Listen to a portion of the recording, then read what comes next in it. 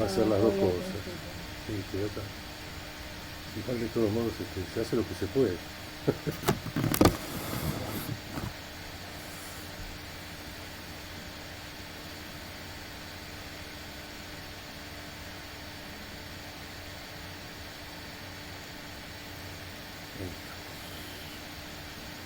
Fontanería. Así se puso cómodo.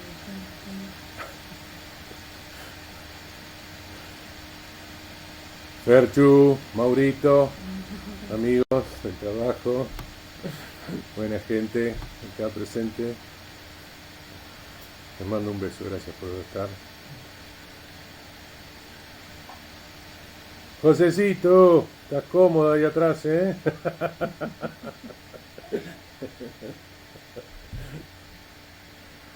¿Qué tiene? Acá Juancito Poli, bienvenido Juancito, compañero de la Hola. secundaria, Hola. seguidores también.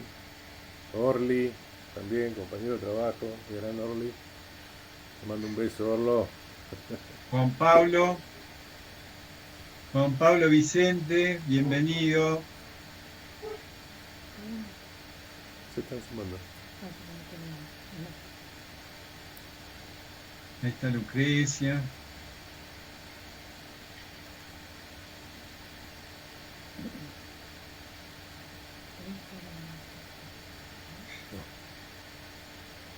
¿Qué tenés? Ahí tengo que poner los amigos.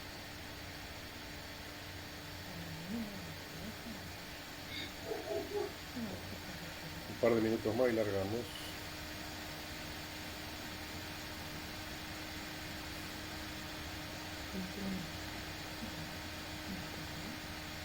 Muy bien.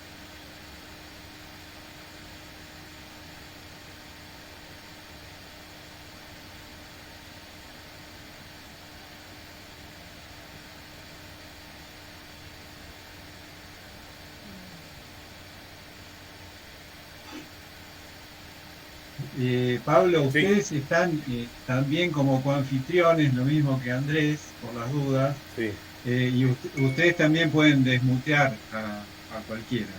perfecto, perfecto. Sí, sí.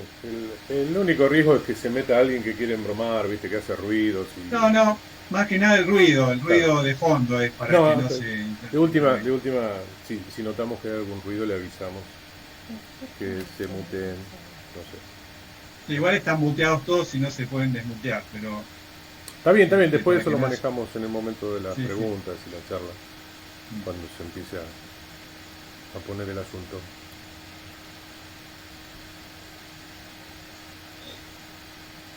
Vamos por otro lado. ¿En cuál parte? En el Facebook tenemos el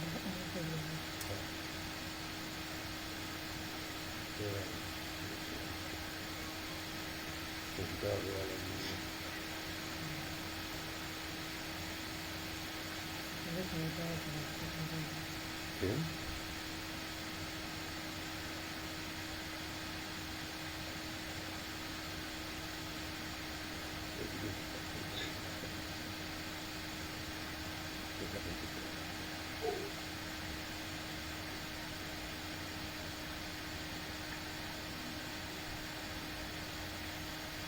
Bueno, Paulín, cuando quieras, Vamos, ¿vale? bueno, si se une alguno más lo admitimos. Sí, dale. Buenas tardes, nuevamente la bienvenida y hoy la segunda parte de la navegación de Alejandro y Pablo que nos habían prometido para esta vez. Los que no estuvieron en la primera parte, bueno, vimos un poco los preparativos. Así que ahora vamos a navegar un poquitito. Bienvenidos Alejandro y Pablo y los escuchamos. Hola, ¿qué tal? Buenas tardes. ¿Cómo les va? Buenas tardes para todos. Gracias por estar. Baja el volumen. Bueno, hoy vamos a hablar un poco de lo que es el viaje concretamente. Nosotros, antes de zarpar, que fue una situación que se planteó en algún momento la semana pasada, queríamos mostrarle cuál era la comida termoestabilizada. Ale les va a contar un poquito qué era el tema de la comida termoestabilizada, que no la nombramos y es muy importante lo que fue en el viaje. Sí, nosotros, en general a mí me caen mal las comidas enlatadas con conservantes, entonces di por casualidad con este tipo de alimento en la revista Timoneles. Me contacté con una persona, fui y compré algunos sobres de esta comida que viene envasada como una especie de bolsa de aluminio, envasada al vacío si se quiere prácticamente, porque todo el contenido es alimento, y las probamos. Entonces no nos hizo mal, nos encantó el sabor, la verdad es una comida muy bien preparada y nos explicaba. Después me contacté con el que la fabrica, con el productor, y la compramos directamente a la fábrica que está en Mar del Plata. La intención nuestra era más que nada llevar carne de alguna manera. Esos son los sobres de la comida. Cada sobre representa una porción bastante abundante. Entonces nosotros decidimos comprar, viene pollo, carne de vaca, carne de cerdo y conejo. En distintas formas de preparación. Entonces hay pastas también. Lo que nosotros queríamos básicamente era llevar carne, que era lo más difícil de conservar. Y bueno, compramos especialidad de lo que se hacía en pollo, en vaca, en cerdo y en conejo. Lo que utilizábamos era un solo sobre en cada comida para compartir entre los dos. Entonces se cocinaba aparte algo que complementara la ración de carne, que podía ser arroz o lentejas o alguna pasta. Conejo había también. Sí, ya lo mencioné. Sí, sí, perdón. El pollo, la carne de qué vaca, mal que comíamos. el cerdo y el conejo. Había también unos guisitos con chorizo colorado, que estaba muy rica comida. La recomiendo si alguien va a hacer una navegación donde que sea invierno, sobre todo, donde hace frío. Nosotros cuando salimos hubo partes del trayecto que hacía frío y venía muy bien calentar. Es muy fácil de calentar, se sumerge en agua hirviendo y listo, ya está la comida para servir. No puedo pasar la foto. Tengo 3 o 4 fotos, pero no las puedo pasar, no sé por qué razón la máquina se bloquea. Y son los sobres estos que se veía ahí recién. Y esto combinado con el hecho de que la comida termoestabilizada no es deshidratada. Teníamos otros elementos de alimentación deshidratado, como banana deshidratada, Sí, había papa. había frutas, papas, zanahorias, espinacas, cebolla, hasta huevos, clara de huevo deshidratada hemos llevado. Pero bueno, entonces con la humedad que trae esa comida se podía aumentar agregándole verduras deshidratadas. Sí, la termoestabilizada es una bolsa de aluminio al vacío, cerrado al vacío. La comida no tiene conservantes por sí. Es muy práctica para estivar, también no ocupa demasiado espacio, si bien tiene agua. Y hay que agregarle el agua. Entonces nosotros lo que hacíamos era agregarle el agua de mar directamente. A partir del segundo o tercer día, habiéndonos alejado ya de la costa, el agua ya no tenía posibilidad de tener componentes tóxicos de petróleo o de contaminaciones que nos pudieran llegar a hacer mal. Entonces le agregábamos esta agua de mar para el tratamiento de la cocción. El agua de mar, quería también comentar que la semana pasada apenas la toqué, estaba basado en un estudio de René Quinton de principios del siglo XX sobre las propiedades curativas del agua de mar, porque la creencia de este bioquímico, biólogo francés, era que la sangre tenía la misma composición que el agua de mar. De hecho, biológicamente nosotros venimos también, como muchos animales, antes de ser terráqueos, del mar. Entonces, la composición de la célula tiene una base isotónica de agua con sales, que el mar de por sí las tiene. Entonces, él había planificado toda una serie de curaciones y métodos de tratamientos a enfermedades, como por ejemplo evitar la desnutrición de los chicos y ayudar a enfermos de cáncer y de algunas enfermedades varias, que todo fue reemplazado cuando empezaron a aparecer los antibióticos y las diferentes empresas farmacéuticas que fueron desarrollando otro tipo de tratamientos, obviamente dentro de su propio negocio.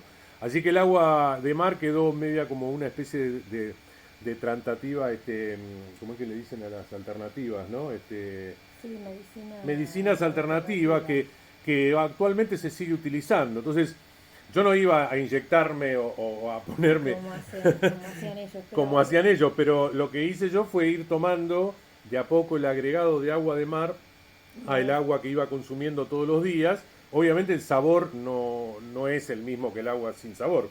Obviamente salada, pero le agregábamos stevia y en algunos casos algún jugo deshidratado. Y parecía cualquier bebida isotónica. Sí, sí, tenía las características de la bebida isotónica que a medida que le iba agregando más agua salada, digamos, iba obviamente poniéndose más desagradable.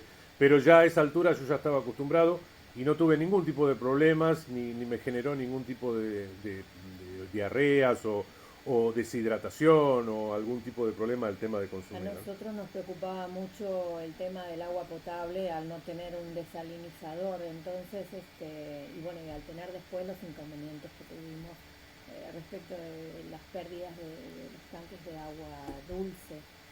Entonces, teníamos que resolver limitar lo más que pudiéramos el consumo de agua dulce porque ocurrió lo que no queríamos que ocurriera. Claro, casualmente justamente. se pincharon los dos tanques y nos quedamos en la mitad del viaje sin agua. Y entonces había que resolver de alguna manera y bueno, empezamos a consumir el agua de mar tanto para cocinar como para beberla, ¿no? En mi caso no, porque primero que no me gusta beber agua, lamentablemente. Lo único que me tomo es mate o algún tinto, ya no es agua. Pero No había mucha bodega en el viaje. No, teníamos también todo limitado. Entonces era una forma de regular el consumo de agua dulce que nos quedaban las botellas individuales que habíamos llevado, porque se pintaron los dos tanques. Claro. Lamentablemente perdimos ¿cuántos litros de agua? Y en Como 1,60 y en 1,40, casi 100 litros de agua. Sí, totalmente. Sí. Entonces estas comidas eran una buena resolución para tener carne, que si bien teníamos una heladera pequeña, llevamos poca carne fresca, llevamos más que nada las carnes en escabeche y en esta forma de empaquetada. Bueno, no sé qué. Sí, no, quería poner el PowerPoint de inicio de la charla, pero no sé por qué la máquina hoy está negadísima. Me dice que no tengo iniciar moto, prueba de errores, no sé por qué. A ver, denme un segundito, ya voy a estar con ustedes.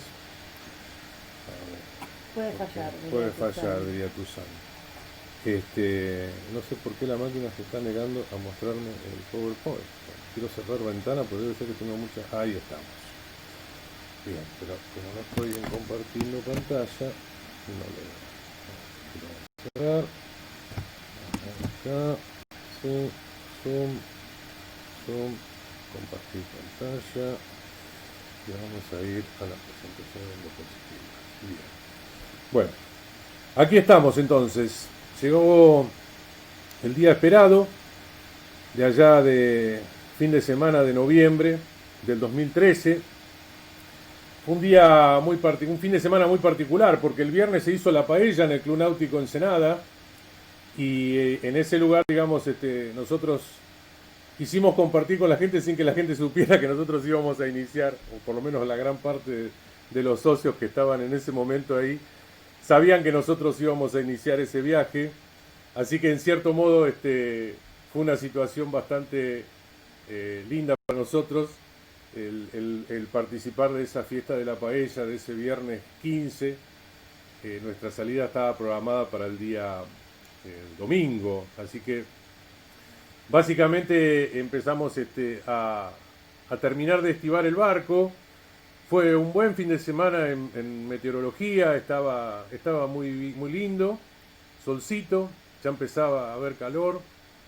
Fines de noviembre, el día 16 de noviembre habíamos ido a prepararnos ya para iniciar todo el despacho, porque ya el domingo 17 de la mañana teníamos que iniciar el despacho y estábamos medio en un terreno desconocido, que era cómo iba a reaccionar prefectura cuando nosotros nos presentáramos con el deseo de irnos a Sudáfrica. Entonces, claro, cuando llegamos con el rol y los papeles a prefectura ahí en Ensenada, nos dijeron, no, espere, que primero... ¿Dónde va? ¿A dónde va? Dijo el oficial, dijo, yo no voy a firmar una salida sin estar seguro de lo que estoy haciendo. Entonces, primero, obviamente, me pidió toda la documentación, me pidió el carnet de piloto, la habilitación de los elementos de seguridad, la propiedad del barco, blin.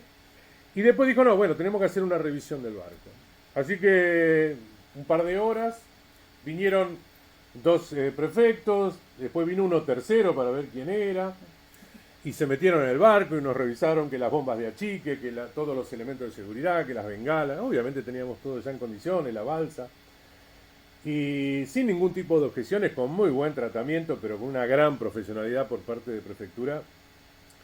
Nos habilitaron la salida, nos hicieron muchísima suerte los muchachos de la oficina. Extrañamente en inmigraciones fue muy fácil, como llevamos los pasaportes, nos sellaron la salida y dijeron, bueno, cuando vuelvan tendrán la entrada. Y en aduana no había nadie. Y en aduana, como siempre no había nadie, mandamos el papel por abajo de la puerta.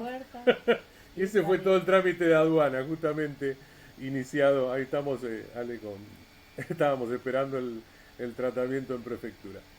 Volvimos al barco, lo habíamos empavosado todo, le habíamos puesto las banderitas, qué sé yo. Pero era prácticamente una salida de nosotros nada más, y porque no teníamos la intención de hacer una gran salida de fiesta.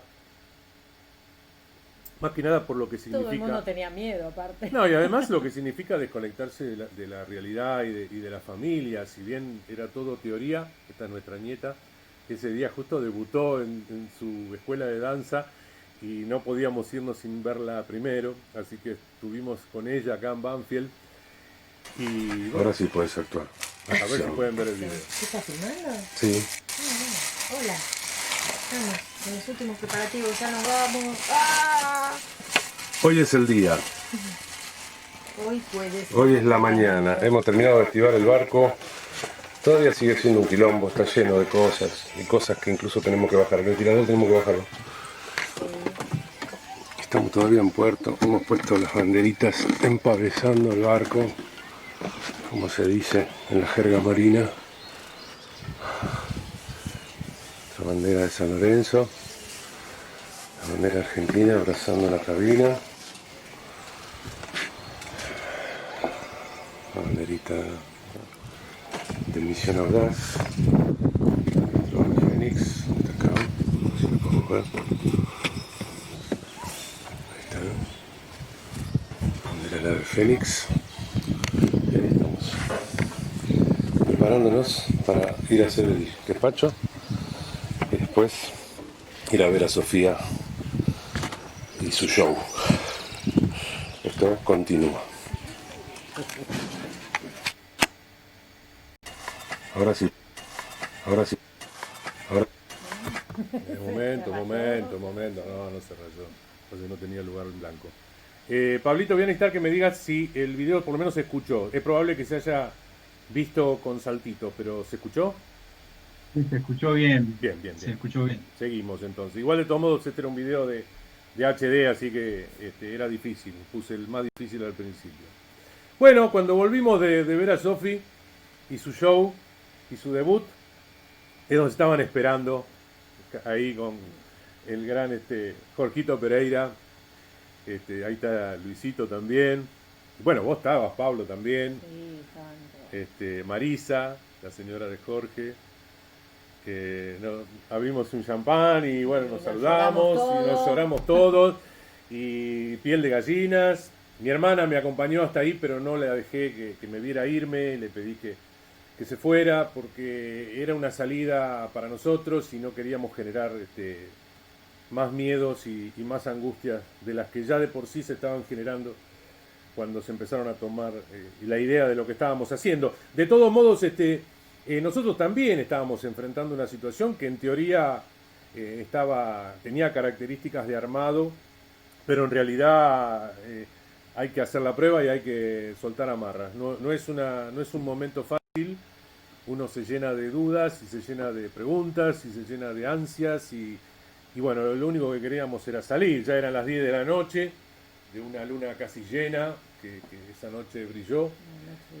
La meteorología yo la había estudiado mucho, de todos modos el estudio de la meteorología era para los próximos 2 o 3 días, y había un frente frío que que iba a ingresar por San Morombón, que nos iba a hacer un poco dificultosa la salida. Y realmente yo parecía más ansioso por evitar ese frente frío que por despedirme de todos para irnos. Ahí en la salida por el río Santiago, me he recordado a Alfredo. Lloraba Alfredo porque él no sabía si nos iba a volver a ver, nosotros tampoco. No, y ahí iban en el barco de Jorge y también iba por supuesto el Carambola junto con nosotros, de Pablito Pérez, que es el coordinador, para los que no lo conocen, de esta charla, quien amablemente nos fueron acompañando en esa salida, con esa luna hermosa, en esa noche. Yo hablé con mi madre, hablamos con nuestros hijos por teléfono antes de perder señal, y fuimos saliendo de a poquito hacia el canal, donde Pablo contaba la anécdota de que prefectura... Que la cuente. Que la cuente, contala, Pablín, dale. Bueno, gracias. Sí, siempre lamenté no haber grabado esa parte, porque cuando salen y anuncian la salida a Sudáfrica, la guardia le dice, entiendo, Ciudad del Cabo, Sudáfrica, era como una cosa rarísima.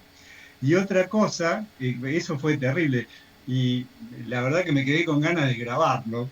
Y la otra, que fue una especie de vejación para mí, que acá se ve en la foto, ahí atrás se ve el Carambola con la luz de exposición, y le preguntan al ave Fénix, ¿quién es ese barco que va con ustedes que no tiene luces?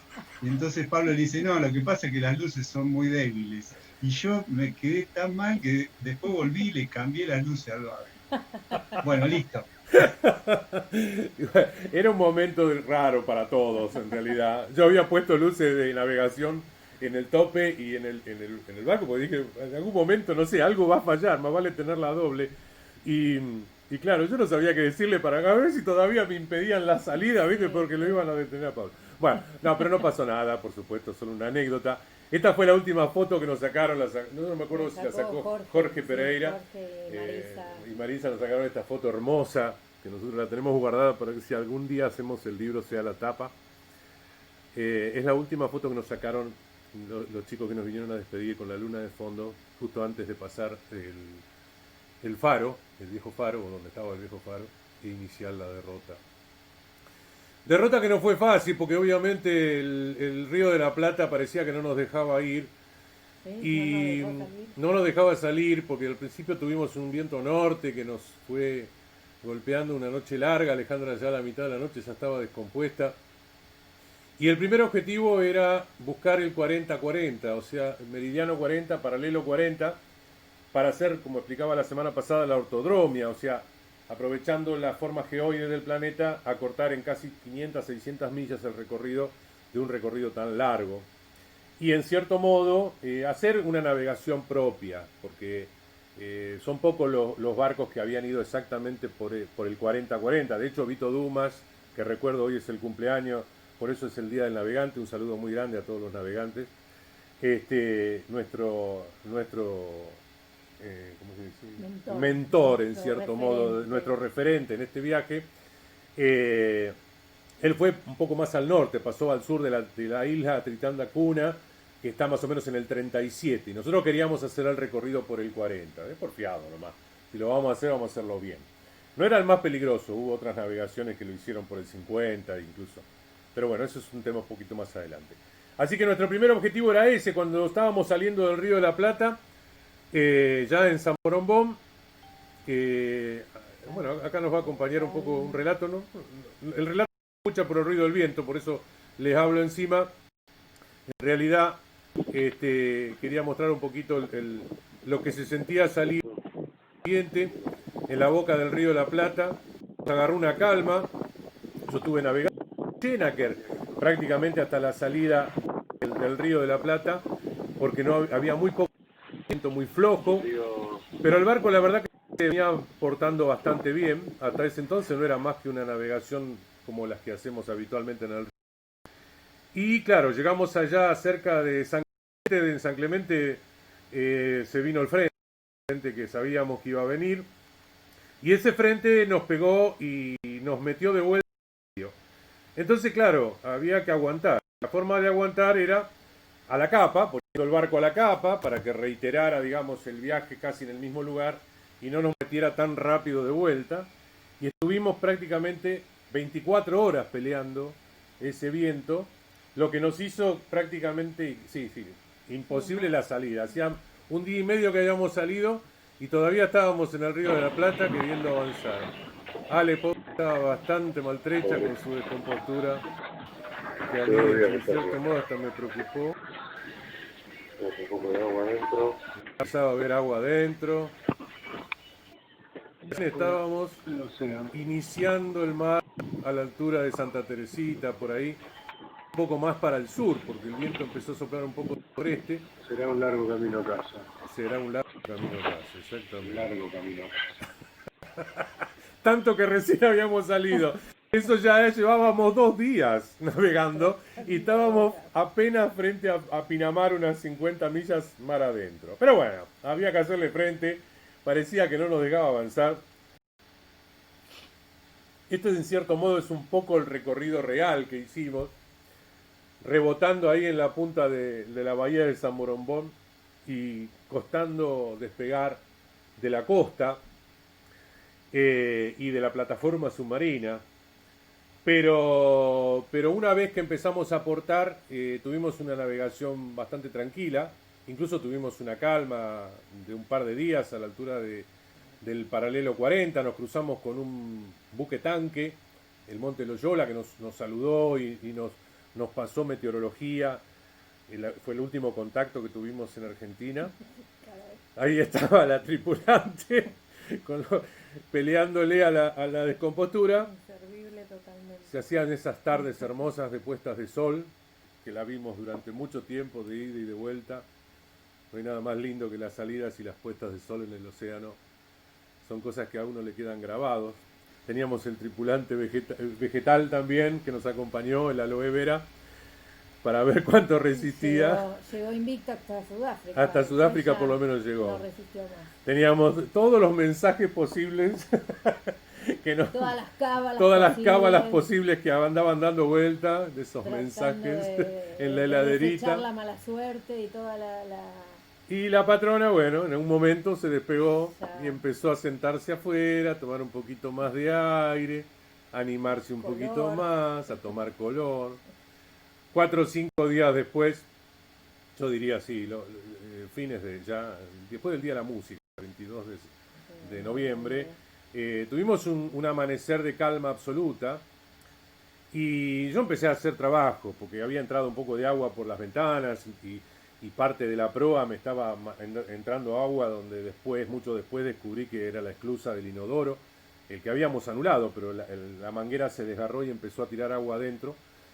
Se hicieron también las rutinas porque el día, si bien los primeros 3-4 días hicimos guardias, a partir del 5º o 6º día, ya más allá de las 150, 200 millas, al no haber tráfico mercante ni barcos, la decisión fue dormir a las noches, dejar que el barco navegue con rumbo y nosotros descansar por lo menos de corrido 4 o 5 horas y nada de guardia. Los primeros 4 o 5 días fueron de guardia, después ya no tuvimos más guardia y dijimos que sea lo que Dios quiera, vamos muy lejos y tenemos que hacer una vida relativamente... La comida a bordo no es fácil para hacerla. Dice que quiere entrar y no puede entrar en su... Atardecer. Calma chicha total. Un poquito de viento. Pájaro en el agua. Pájaro buchón.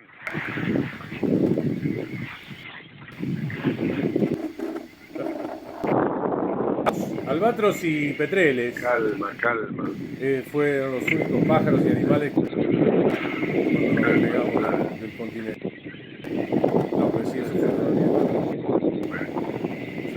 Allá al fondo se ven unas nubes. Había un barco blanco que yo vi en el horizonte, pero Ale dice que no, que son inventos Yo no lo míos. vi. Para mí había dando vuelta un dice barco que era un fantasma. Menos aquí. Menos. No entre los senos. Este calzoncillo va a ser historia. Ay, no, entre eso, por Dios. Encima te estás usando el Es el último calzoncillo que usted. No uso más calzoncillo. No uso más calzoncillo. ¿Para qué traje todos los calzoncillos que No traje? importa, lo vamos a rociar y después lo vamos a vender como souvenir. Después voy a colgar mis ofertas. ¿Con quién va a querer comprar eso? No, comprar no. Lo vamos a regalar como souvenir, regalar, que bueno, claro. me imagino.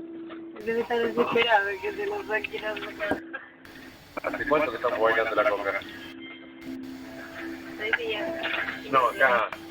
No, la conga no. Tuvimos 4 días, dos días de aburrido en calma, chicha, en vole. Hace 2 días que estamos bailando, 2 días y medio. Comiendo, durmiendo. No, laburamos también, ¿eh? Sí, más vale. Casi se fue la mierda la estación meteorológica, hubo que repararla. Se labura, se Calor. labura. Sí, de plata. Pesado. Cuidado, tenemos que estar recuperados. Un poco, sí, entra un poco de agua. Por todos los agujeros que debe tener este barco. Pero nada peligroso. Bastante seco. Sí. Bueno. Ay.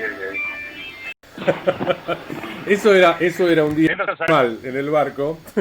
Yo diría el 70% de los días eran así, había que hacer rutinas que nos entretuviera y que el barco requería también atención y Ok. Aquí estamos en Cocinando a Bordo. ¿Qué estás haciendo? Estoy haciendo unas mini tartas de Roquefort y calabresa. ¿Y cómo haces para que no se te caiga todo? Volaba todo, no se caía, volaba directamente. Ok. Parecían Para que platillos no voladores. se te caiga la todo. fuente. no era fácil, porque cuando la cosa se ponía movida se complicaba. Pero bueno, ella tenía su arnés Sí. propio. Está sujeta acá en la cocina. Está rehogadora, la saco de la cacerola y la distribuyo en 2 recipientes para después agregarle a uno Roquefort cortadito y mozzarella cortadita. Y al otro, longaniza cortadita y mozzarella cortadita. Y nada más, ese es todo el secreto de nuestra receta. Y después armar las tartitas. Después armo como unas especies de Tartitas. Canastitas, Sí, como ok. diría, Adentro de la olla de conocida marca. ¿Está prendido ahora el fuego? No, estaba apagado porque la cacerola ya de por sí ya está caliente y me está aflojando las tortitas. La única macana es que está limitada la cantidad en este momento, está aflojando la latita. ¿Cuántas se pueden hacer? 5.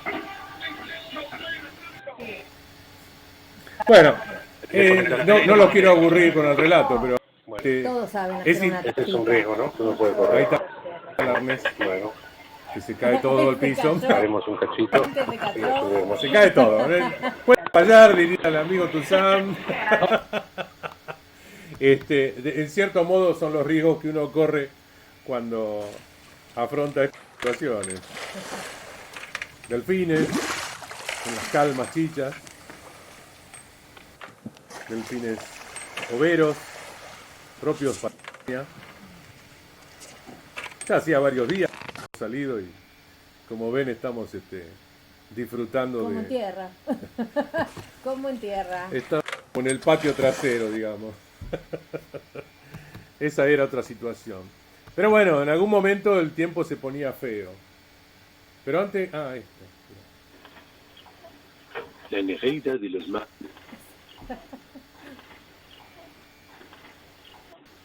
La nereida de los mares del sur duerme esta tarde. Sí, es milagroso. Yo leyendo. El espécimen especial creída una escena que en realidad fue una gran sardina enlatada que daba valor a su vida.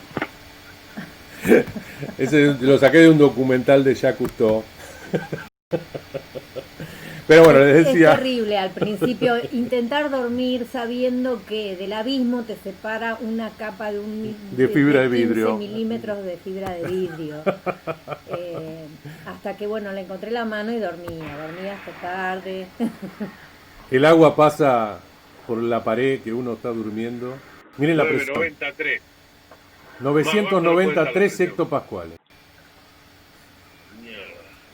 Empezó a bajar la presión. 99% de humedad. Viento ya ni registra. Se voló el... La estación meteorológica desapareció. La primera Bajamos de los ventolina. 989 hectopascales. Y bajando. Era casi un récord. Romper los récords de los hectopascuales. Y obviamente lo que eso significaba era afrontar las olas también.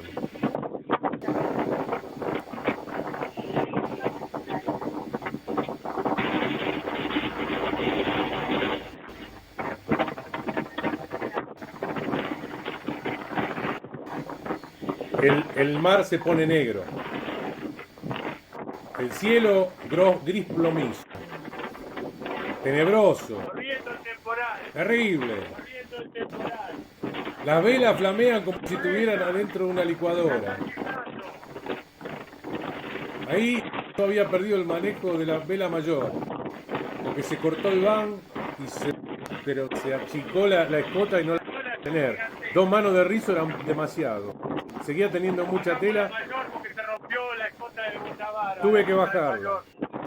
Y navegaba con la vela de proa, que era un corpiño. Fue fácil la maniobra. Y todo agarrado a los dientes.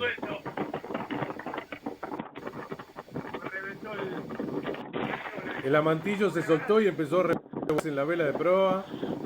Y había que agarrarse con cada ola. El barco se inclinaba cada vez que pegaba la ráfaga. Pero se la aguantó. También. Me acuerdo que con esa situación yo me empapé todo, porque por hacer toda la maniobra estaba empapado. Entonces achiqué la vela de proa, preparé la vela mayor, evité que todo se fuera al diablo. Y adentro cerré la escotilla. El barco navegaba aproximadamente a 6 nudos.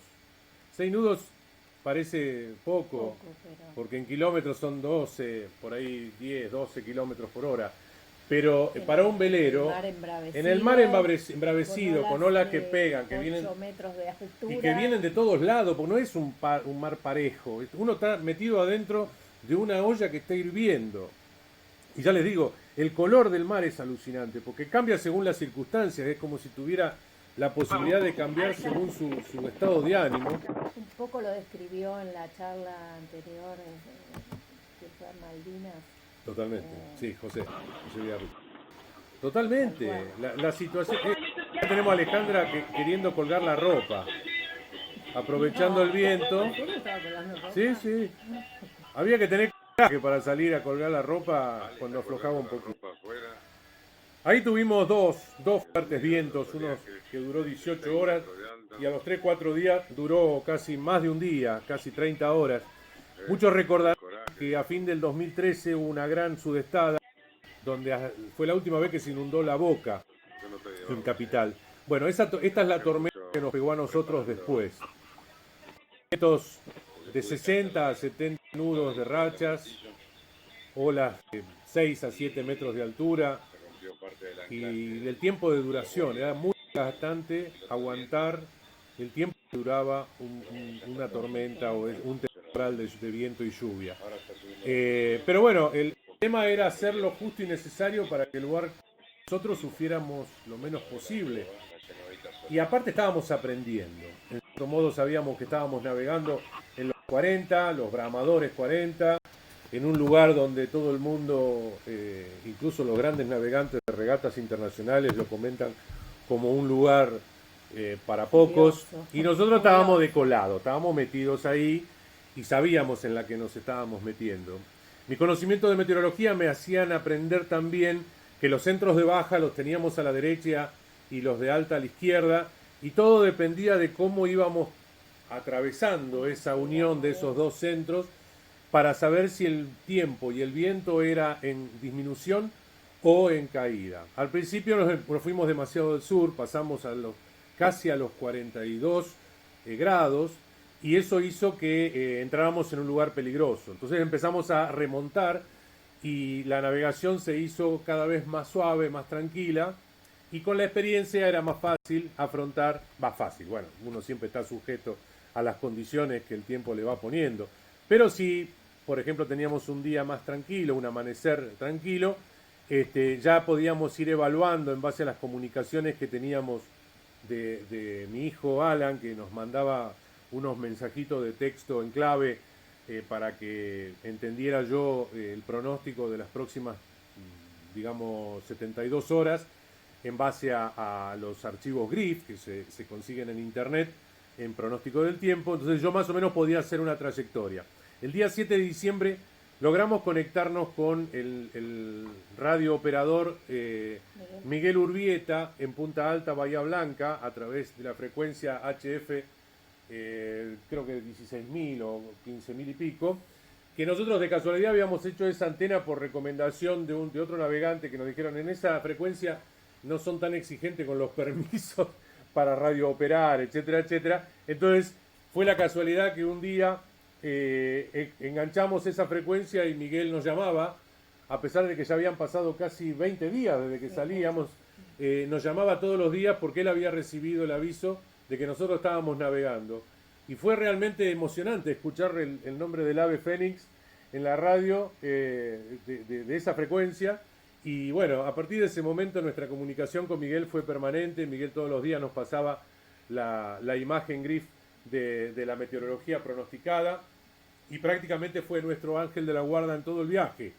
Lo decimos con orgullo porque realmente fue no solo la persona que nos contaba en la situación en que estábamos, tanto en el país como nosotros, en cuanto a meteorología, pero también incluso hasta las condiciones políticas, económicas y hasta futbolísticas, porque yo soy hincha fanático de San Lorenzo y San Lorenzo estaba jugándose el campeonato de 2013 con Vélez, y me lo hizo escuchar, me dio la posibilidad de escuchar por radio todo el partido Vélez-San Lorenzo, empatamos 0-0 y salimos campeones, que fue producto que después saliéramos campeones en la Copa Libertadores, pero es otra historia. Está bien, ok. Fundamentalmente, Miguel nos conectaba con nuestros hijos, nos daba la posibilidad de hablar a través de la radio y de los teléfonos y de Facebook, que en ese entonces no era lo que es hoy, obviamente, y pudimos hablar con nuestra hija, que estaba quedó contenta, ¿no? Estaba muy preocupada porque no la escuchaba la madre en las transmisiones de la radio, y ella pensaba que la madre ya no estaba arriba del barco. Me habían tirado por la borda. No, ya la entiendo, la angustia. Obviamente, si hubiera pasado algo así, yo no se lo hubiera dicho. Soy una persona tirable por la borda. El segundo objetivo era la isla Gog. La isla Gog es la última isla del archipiélago del Tristán de Acuna, que es un complejo de islas que están en el centro del Atlántico, de ocupación inglesa desde hace muchísimos años, a pesar del nombre portugués que tiene. Los ingleses tienen toda la franja de islas de Malvinas hacia el norte, pasando por Ascensión, Isla Santa Elena y llegando casi hasta el Peñón de Gibraltar, en una línea perfecta de dominio estratégico del Océano Atlántico.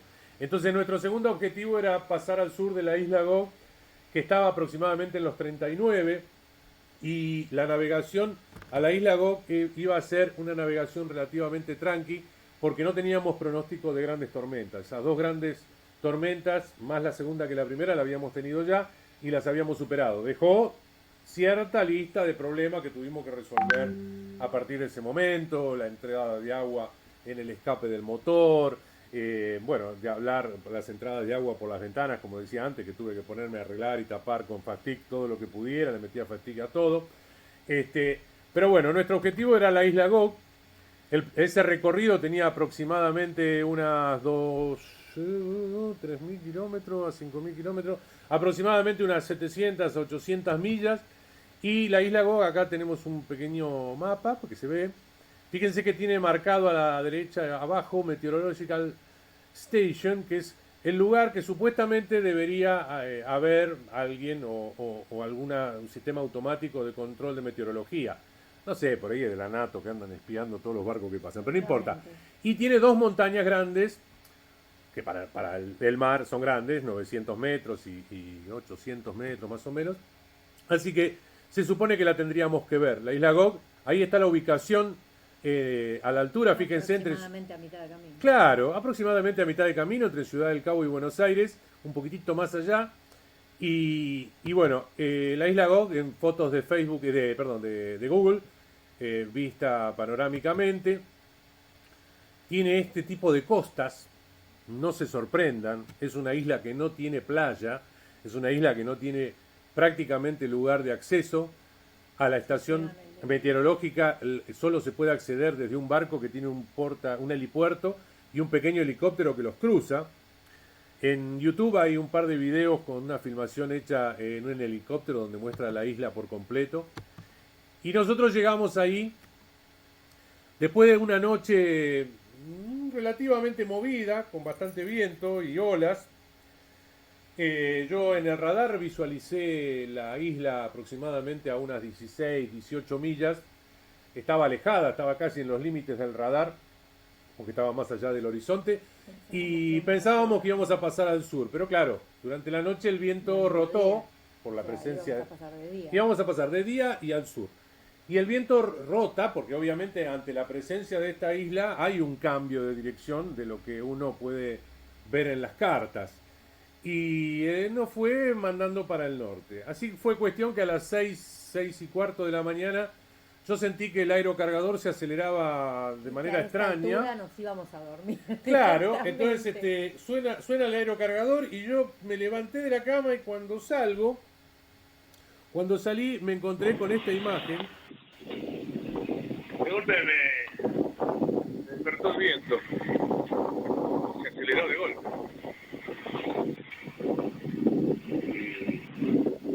Salí y me encontré con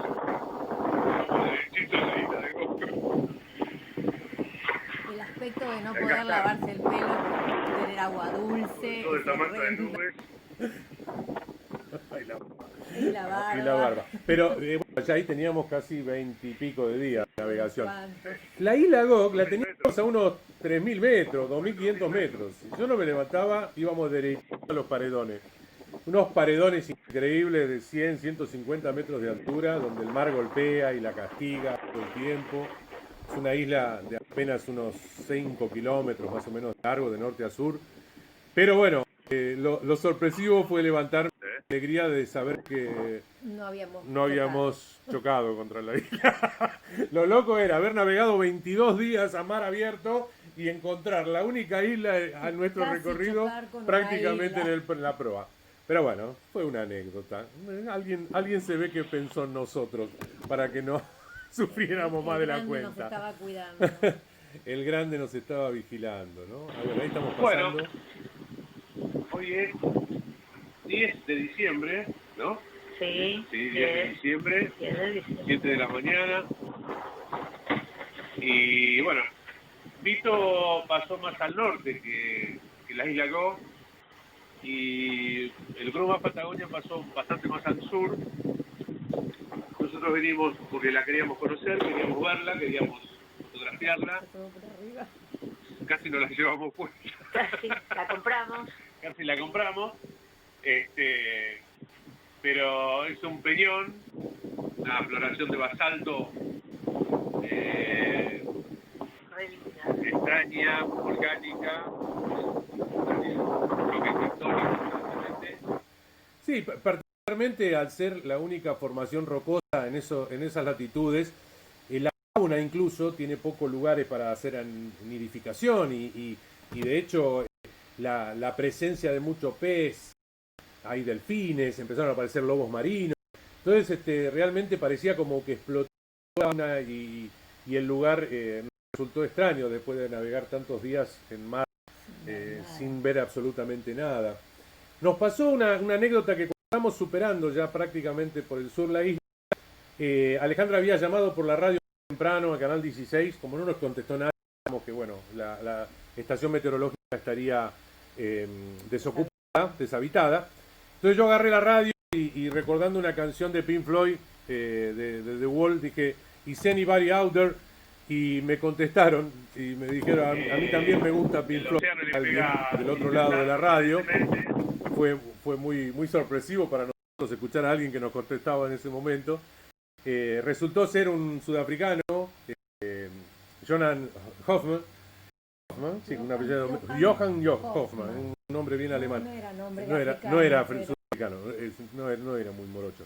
Pero de hecho este muchacho con otros 3 integrantes más eran parte de una delegación sudafricana de estudios biológicos, meteorológicos que hacen en ese lugar, como una especie de concesión a los ingleses, que bueno, a ellos les sorprendió muchísimo nuestra presencia, nunca habían visto un barco, ni conocían de barcos veleros que hayan pasado, mucho menos argentinos, así que tuvimos 1 hora y pico, así en un inglés medio capuzótico, nosotros y él, de ambas partes, porque él hablaba africano, claro, hablaba sudafricano, entonces, pero bueno, fue muy interesante, una experiencia muy linda, habernos encontrado con alguien. Mientras Ale timoneaba el barco, yo hablaba por radio con este muchacho. Ahí está, ahora se va a ver apenita, allá esa cosa blanca en el medio del cerro. Eso es la estación meteorológica, porque ya nos estábamos alejando y el movimiento por ahí no permite fijar. Pero se alcanza a ver esa manchita blanca en el cerro. Ese rectangulito blanco es la estación meteorológica. A partir de ese momento, a ver, ¿qué estoy diciendo ahí? Nosotros. Y a ver, el ¿qué dice?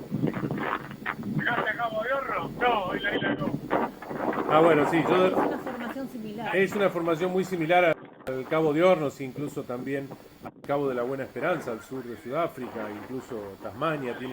Todos esos lugares tienen prácticamente la misma geografía. Así que como yo decía ahí, por ahí sacamos un par de fotos y decimos que estuvimos en el Cabo de Hornos.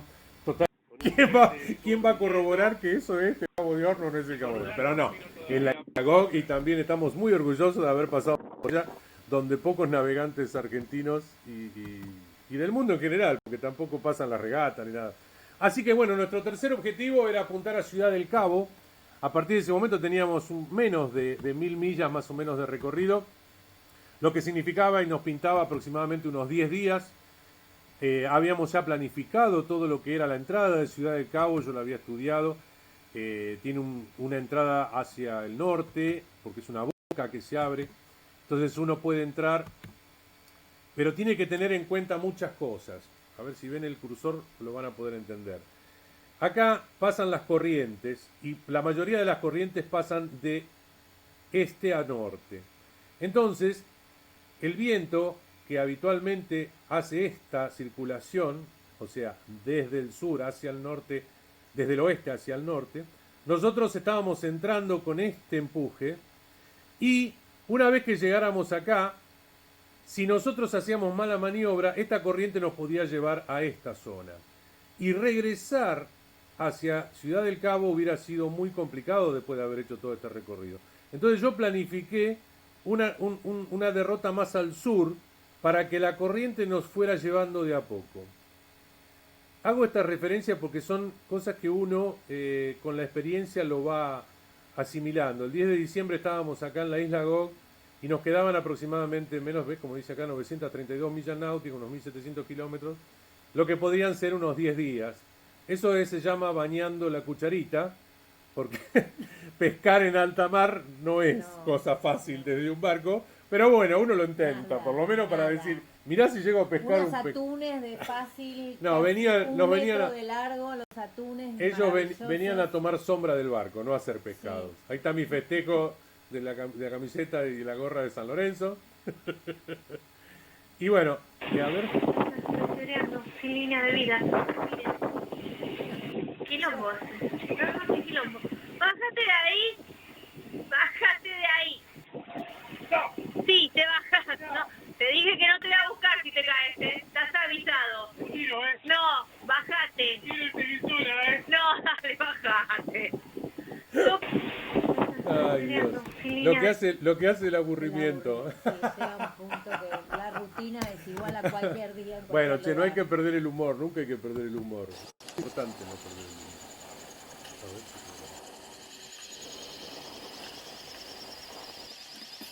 Escuchamos ese sonido. Mira. Copa redonda, bolas en trenes. A ver, Capi, ¿Qué pasa? ¿qué? No sé por qué la imagen todavía. Ah, no sé, Bueno. no corre. Bueno, acá quería era explicar lo que dije recién, el tema de cómo tomé la decisión de ir más al sur para poder llegar a Ciudad del Cabo desde el sur aprovechando la corriente. Esto se llama patachando en los 40. Tal cual. Poco viento. Siempre con olitas. Hay una característica de estos tacheos en los 40 que tiene que ver con el hecho de que vimos un barco, por ejemplo, petrolero, que llamamos y no nos contestó, gigante. Supusimos que no estaba muy legal su Legalmente. postura. También vimos unas ballenas que nos rodearon, pero de lejos, por eso no hay registro. La filmé, pero se ve el mar, realmente, los que sabíamos que estaban abajo.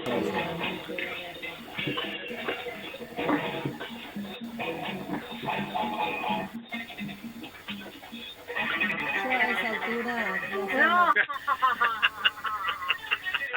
No, Coli. Nunca hay que dejar de ser coqueta. Está muy bien. Nunca. Yo me antes hacía muerta- una trencita por día. Antes muerta que sencilla, ¿no? Se depilaba para llegar a Cape Town sin bigotes. Bueno, Así que está hecha con agua de mar. pizza. Pizza hecha con agua de mar. La masa con agua de mar. Claro. Mirá vos. Reíte. Estamos ahí los bollitos. Mostrá los bollitos del pan. A ver. Ay, pancito. Ojo, qué cool, ¿eh? Ahí está. Qué guay. La buena experiencia Esto, del ¿no? sur hizo escuela. Espectacular. Espectacular. Realmente hemos comido pizza, hemos comido pan, hemos comido No nos hasta privamos de nada. facturas. Cuando el viento nos ayudaba y el mar estaba tranquilo, eran los momentos de las mejores comidas. Si no, tenía que salir la termoestabilizada. Ahí tenemos nuestro Jenager, nuestra bandera argentina puesta también. Y en la salida del sol, como le pusimos a esta charla que se llama A donde sale el sol, ese era nuestro destino. El barco ya experimentó todas las maniobras posibles cuando empezó a disminuirse, porque nos estábamos arrimando ya a Sudáfrica. Le metí oreja de burro, todo para ir para adelante. Y no se acuesta el barco. Y esto fue Se una ahoga. experiencia con una pequeña chubasco, una pequeña tormenta, una pequeña Adelante de la sandanguita. popa se ve un cúmulo, un nimbo importante, muy potente, pero que está derivando hacia nuestro estribor, hacia el sur.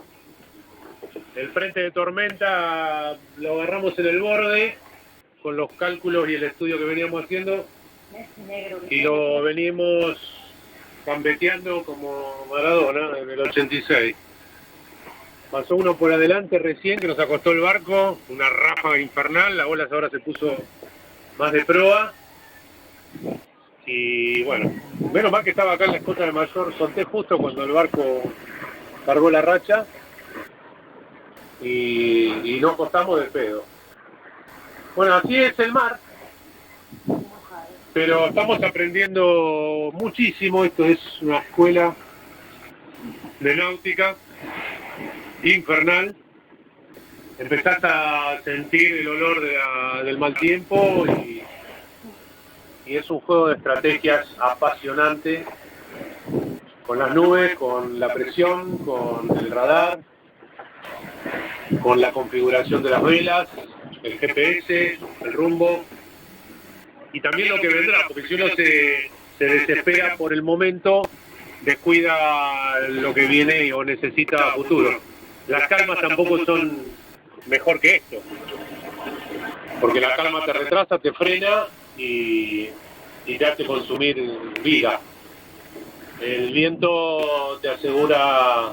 Uno dejó así inclinado para que se note la inclinación del barco. Sí, el barco está escorado casi en 20 grados, 15 grados de escora, y tengo la mayor pinchadita y la Genoa, está la mayor con una mano de rizo y la Genoita enrollada. La muestro, el ruido no va a dejar de escuchar.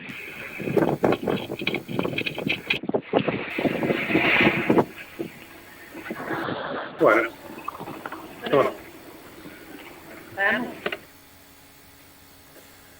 El aprendizaje es casi obligatorio. Uno aplica a todas las escuelas. Todas las opiniones son válidas. Ahí no hay mucha discusión. El barco ya se comportaba como sabiendo lo que estaba haciendo.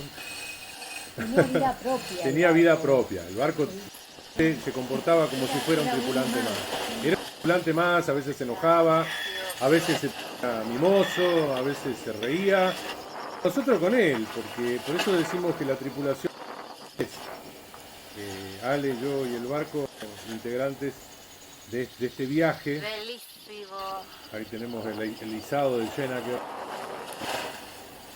que Lástima que nadie lo parte el pueda tomar corazón de sabiendo afuera. lo que está haciendo de alegría. Casi No por haciendo solo la maniobra. patrioterismo, sino porque que la bandera a uno la lleva a todos lados, cuando se está yendo tan lejos. Así que bueno, ya estamos llegando, 3, 4 días 20 de faltaba. diciembre. Hace 12 años estallaba el país. 20 de diciembre. Recordado el 20 Y ahora de tengo para diciembre. nosotros. Pero bueno, nosotros nos habíamos animado a algo más. Y fue una navegación dura esa también. Los últimos días fue una mezcla de tiempos lindos, tiempos tranquis y tormentas. Pero cortitas, no, ya no eran lo de antes. El 24 de diciembre de 2013, la noche anterior, sabíamos que al día siguiente íbamos a ver la costa. Pero cruzamos lo que se llama la línea de navegación mercante, que es una autopista de barcos mercantes que pasa en el Cabo de la Buena Esperanza hacia el norte. ¿Cómo se ve eso de noche? Es igual que la autopista, luces, luces, luces, luces por todos lados. Y cuando llegamos, que se empiezan a separar porque los barcos tienen que respetar cierta distancia, arriesgarse a cruzarlo. Y yo metí motor, vela, todo lo que tenía, para por las dudas de no quedar delante de uno de esos mamotretos que son súper petroleros, que ni siquiera hacen puerto, porque son tan grandes que no hay posibilidad de que ni un puerto los reciba. Así que el amanecer del 24 de diciembre se veía a las 5 de la mañana. Ya habíamos atravesado 4 horas de meridiano. Ese amanecer, si se fijan ahí a la izquierda, se ven las montañitas. Se ve tierra. Ahí está. En la montaña, la mesa, la de la izquierda. El símbolo de Cape Town. Y claro, yo quería sacar fotos, quería filmar. Porque cuando saqué estas 3 fotos, lo siguiente que escuché fue eso. Y el barco se pinchó, las velas se desinflaron, el barco quedó boyando, se frenó, y cuando toqué el timón, la caña de timón estaba floja, muerta. Así que bueno, habíamos roto el timón. A unas 15, 20 millas de Cape Town. Y había que hacer algo para llegar. Así que, aprovechando que todavía tenía viento del través, orzaba con la mayor y derivaba con la Genoa. Porque intenté armar una tabla para hacer un timón de fortuna y la verdad, el barco no necesitaba un timón, realmente un timón. No reaccionaba. Y nosotros sabíamos que la corriente nos estaba llevando hacia el norte, así que empecé a navegar sin timón con las velas. Repito, orzaba con la mayor, cazando la mayor y aflojando la Genoa, y cuando el barco se orzaba demasiado, cazaba la Genoa y filaba la mayor, todo esto con el motor prendido y empujando. Y así recorrimos esos 20 millas sin timón, como si fuéramos a Colonia desde La Plata, sin el timón, solo con las velas. Y llegamos hasta el reparo de la montaña. Este video es un video que me hizo Ale. Disculpen la angustia, pero para nosotros era como que habíamos perdido la... Sí, nos habían cortado una pierna. Claro. Listo. ¿Listo? Sí. Bueno, hemos roto el timón, una de las mayores desgracias que nos podían haber pasado. Se cortó la mecha del timón a 22 millas de Cape Town. Estábamos entrando, una entrada muy difícil, con olas muy grandes. Pero no creo que haya sido ese el motivo, porque en el momento que se cortó yo estaba sacando una foto y no estaba forzado, así que ahora cuando desarmemos veremos qué fue lo que pasó. Y estoy timonando con la vela, con el motor empujando. Llamamos por radio, pero no nos contestan. Y es muy temprano, esto ocurrió a las 4 de la mañana, ya había amanecido acá, porque amanece bastante temprano. Y bueno, veníamos muy contentos y esto surgió de golpe. Ya estábamos llegando, por suerte nos pasó acá y no nos pasó en el medio del Atlántico. El ave Fénix se la rebanca, pero bueno, las fallas y los accidentes y los problemas ocurren.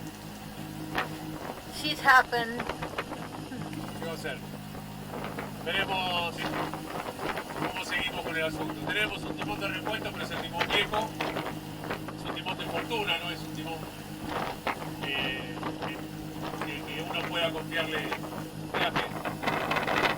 Difícil, así que en estos días veremos qué haremos. Pero ahora nos preocupa llegar al club, o llegar al puerto por lo menos, pedir ayuda, que nos remolquen, fondear. Bueno, se apañó la fiesta, pero bueno, el esfuerzo está hecho. Igual estamos muy contentos de haber arribado acá, estamos sanos, estamos vivos. Y ha sido duro y todavía tenemos que volver.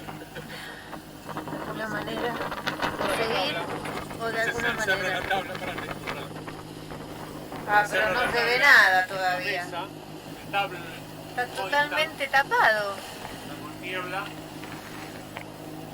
No se ve nada. pero bueno, estamos ahí, entrando. No es fácil timonear con la vela. El libro tenemos para hacer un timón de fortuna en el tiempo suficiente antes de perder mucha deriva. Así que armé un timoncito de madera para moverme en aguas calmas, sin viento. Y bueno, y ahora lo estoy llevando con la deriva de la vela de proa y con la orza de la vela del mayor, con mano de rizo. Un momento muy difícil, pero vamos a salir adelante. Corto. Listo. Obviamente uno Se pone la piel de gallina otra vez. se nos pone la piel de gallina a nosotros en este momento, porque realmente fue fuerte para nosotros ese momento. Veníamos con una alegría increíble ver el de primer de Pasar a una objetivo, desazón total. ya nos veíamos saliendo para Nueva Zelanda y continuando la vuelta al mundo, y de golpe como que se nos desarmó la carroza, Reventó ¿no? la pompa de jabón. La pompa de jabón explotó y nos puso la... Ahí estoy yo con el timón para intentar movernos En la rada de Cape Town. ya en la rada de Cape Town. Una entrada Unos barrazos, poco triunfal. Se fijan, todo Porque petrolero. ya era. no hay viento, menos en ese lugar porque estamos al reparo. Uy, mira para dónde va Pablo. Y ya nos está No, remolcando te la digo. lancha del club, la lancha de Cape Town, que obviamente al no tener timón, nuestro funcionamiento era de ida y vuelta, vaivén permanente. Pero bueno, nos arrastraba. En realidad, tirón significaba que el barco se cruzara y no estábamos disfrutando para nada la entrada, sabiendo que ya habíamos llegado heridos. El puerto de Cape Town es un puerto comercial muy importante en el mundo, es uno de los puertos más importantes del mundo, es gigantesco, tiene de todo, entre ellos obviamente el club náutico.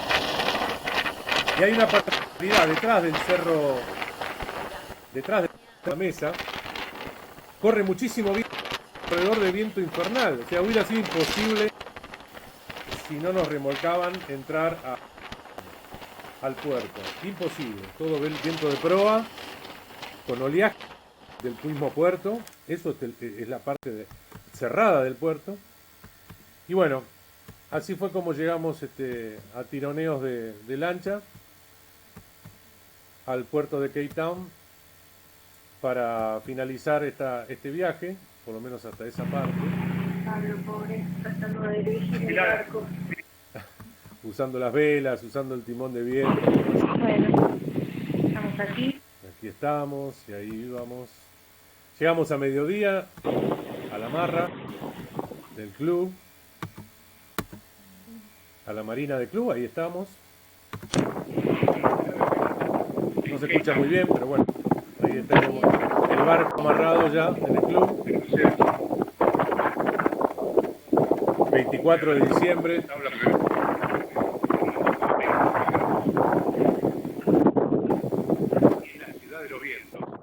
Fíjense que estamos del otro lado de la montaña y el viento que corre es infernal, porque el viento pasa por los dos lados de la cadena montañosa. Y ahí estamos en el club, es un club, yo diría del nivel de los clubes del norte nuestro, carísimo. Y gracias a la gestión que había hecho Jorge Pereira, el Yacht Club argentino nos respaldó a través del Club Náutico Ensenada, lo que hizo bastante más económica nuestra estadía en ese club. Pero bueno, había que cambiar el timón, había que evaluar y decidir qué íbamos a hacer. Esto ya después seguir o volver. Estuvimos en los actos que se hicieron para la largada de la regata Cape to Río, que es una regata que se hace cada 3 años entre Cape Town y Río de Janeiro. Justamente nosotros habíamos calculado llegar ahí porque si teníamos que volver íbamos a volver en cierto modo con la cobertura de la regata, lo cual nos daba cierta tranquilidad en cuanto a seguridad. Así que bueno, participamos de esos eventos en nombre del club, obviamente. También conocimos y recorrimos la ciudad de Cape Town, una ciudad de orden muy moderna internacional, por una parte y muy antigua por otro lado. Totalmente. Muy Aparte fíjense, diversa. ahí están las distancias. Y nosotros tuvimos que decidir qué hacer. Llegamos unos días después del fallecimiento de Mandela, así que en cierto modo la gente estaba de luto, estaban viviendo un luto importante, no hubo mucho movimiento, sumado al hecho de que eran las fiestas, y justamente nuestras estadías fueron en los días feriados, con un feriado puente, etcétera, etcétera. Es una ciudad grande, por supuesto, y tiene un idioma diferente al nuestro, 2 idiomas, el inglés y el sudafricano que se habla ahí. Manejan por el otro lado, eso significó que casi me atropellaron un auto queriendo cruzar una calle porque miré para el lado equivocado. Bueno, son cosas. Y por supuesto, pasamos el fin de año y pudimos saludar a nuestros hijos. Hicimos todas las ceremonias necesarias que hacemos habitualmente en nuestras navegaciones. Este es un video que yo compartí en la página, que es donde explico cómo se rompió y por qué se rompió el timón. Si quieren lo pueden visitar en la página Misión Audaz, no lo quiero hacer largo. Tiene que ver con el hecho de que el acero inoxidable soldado se vuelve cristal y ante un golpe o un exceso de fuerza se quiebra como si fuera un cristal. El día 25 de diciembre me puse el neopren y coloqué el timón, así que el día 25, al día siguiente ya teníamos timón. El timón viejo ocupó su espacio. Ok, tenemos otra vez timón. Fue un titán. Fue un titán. El titán es No enorme. fue fácil. Y eso que estamos en puerto, me imagino si lo hubieran tenido que hacer en agosto ya. Fue difícil porque el timón estaba vacío, entonces flotaba. Al la levantaba como boya, así que tuve que ir yo. Empecé a fumar otra a vez. fumar. Empecé a fumar otra vez, sí, también. Pero ya dejé, después de mucho tiempo dejé. Y nos invitaron a ver la largada de la gata, que se largó ahí en el antepuerto. Mucha guita. Hay en Sudáfrica hay mucha todos trimaranes, barcos históricos como el Maserati, los que han corrido la Volvo Ocean Race. Era realmente una fiesta de alta categoría. Nos invitaron para hacerlo en un barco. El 9 de enero volvimos y zarpamos con destino a América.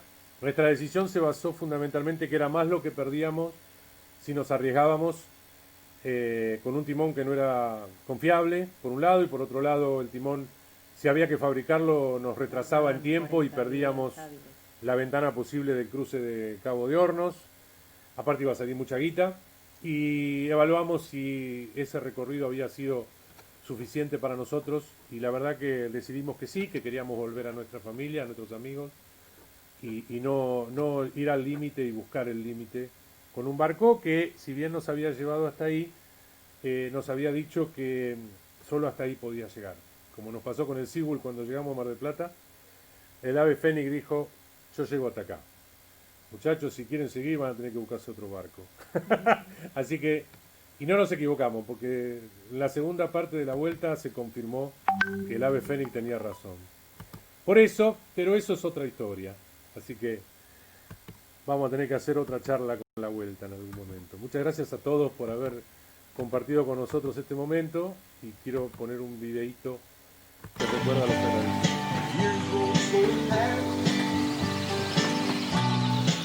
Myself alone, surrounded by strangers, I thought were my friends. Found myself further and further from that home. Guess I lost my way. Lost my way. Oh, so many roads. I was living to run and running to live. Never worried about paying and how much I owe.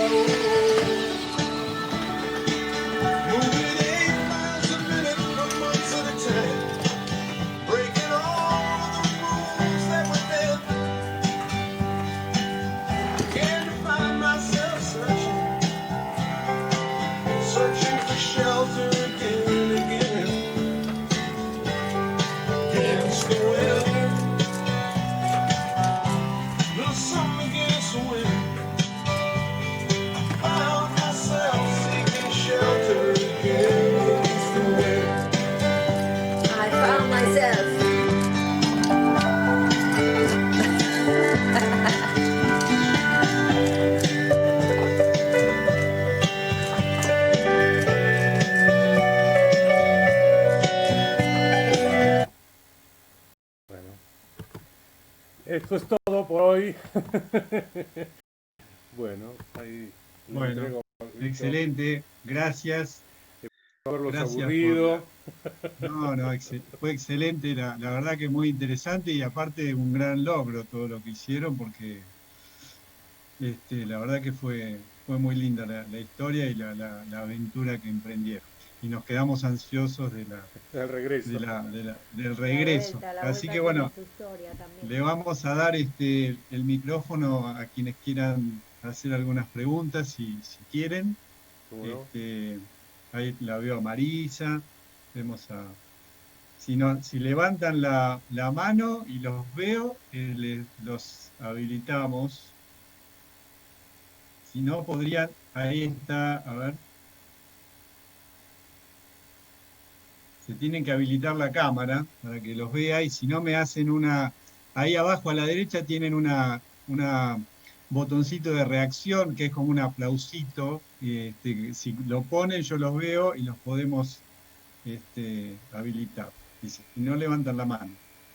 Pero hay alguna pregunta en el chat, fíjate, a ver si lo podés ver vos. Había algo en el chat. A ver. Si no, pregunto yo. Que tengo Dale. que parar. Sí. Dale, vamos charlando mientras se van sumando. Bueno. Vos contaron que consumieron agua de mar, Sí. ¿verdad? ¿Ustedes hicieron como una adaptación? ¿Tenían alguna proporción que podían utilizar? Sí, básicamente todo lo que era comida y preparado con sal, digamos, Se usaba pura. se usaba pura, digamos. No sé, desde hacer los fideos a preparar las termoestabilizadas se utilizaban con todo agua de mar. Y para beber no. el consumo yo inicié como una especie de tratamiento, lo hice yo, ella no tomó agua de mar Me gusta tomar directamente, agua. ella ya de por sí es Yo no bastante tomo reacia, agua. lo único que toma es el mate, entonces el mate no le podía meter agua salada porque era horrible. Entonces lo que yo hacía era prepararme medio litro, una botellita de hidratación, que era la que usaba yo permanentemente cada vez que hacía alguna actividad, donde le fui poniendo primero 20%, después 30%, después 40%, así hasta llegar al 50% alrededor del décimo día, y le agregaba un chorro fuerte de limón que teníamos, o por ahí le poníamos un poco de polvito de algún tipo jugo de polvo para diluir, y unos chorritos de stevia, un poco para cortar la sal, digamos, ¿no? Porque obviamente uno no está acostumbrado y resulta bastante desagradable, pero Es horrendo. a las 3, 4, 5 días, digamos, ya empezaba uno a acostumbrarse a eso y sobre todo se adaptan los riñones, porque ahí está el secreto. Esto lo explicó Alain Bombard, uno de nuestros referentes también en el viaje, y este hombre también, René contó, que explicaban de que el cuerpo se adapta, se puede adaptar, lo que pasa es que hay que darle tiempo. La mayoría de los náufragos que sufren la consecuencia de la locura del mar por consumir agua salada es porque lo hacen de golpe. Entonces el cuerpo no llega a tener un proceso de acostumbramiento donde los riñones y fundamentalmente todo el organismo no sucumbe, sino que paulatinamente lo va haciendo. De todos modos, yo nunca tomé el 100% del agua de mar. Yo la diluía con agua dulce, potable, a un 50%, pero ya así estaba ahorrando el 50% en caso de tener que afrontar una situación extrema, ¿no? Bien.